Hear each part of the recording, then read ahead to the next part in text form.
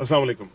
ये नैब ने जो प्ली बार्गेन का ड्रामा लगाया हुआ है जी, अरबों खरबों चोरी करो, 10% दो और आजाद फिरो, बकाया पैसा तुम्हारा।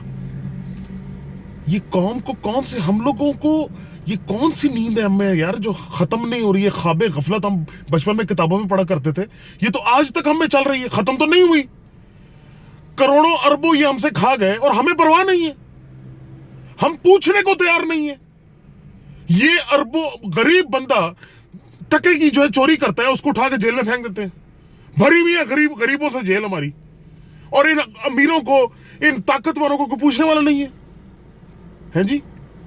ये कौन सी न्यारियों, कौन सी लस्सियों का नशा है जो उतरता नहीं है साला, और इनको शर्म में नहीं आती। वो नैब के डीजी कहता है कि जी ठीक है हमने छोड़ तो दिया, लेकिन वो किसी को मुंह दिखाने काबिल नहीं रहा। अरे खुदा के बंदे, मुंह दिखाने की बात करते हो, उसको तो चौराहे पे खड़े होकर संसार करना चाहिए।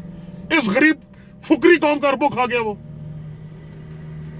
ये जब तक ये कौम खुद नहीं उठेगी, हम नहीं उठेंगे अपने हक के लिए। मारे गए भाईजान, लिखवा लो हमसे, हम मारे गए अगर हम ना उठे तो। ये तो लूट खाएंगे भाई हमें।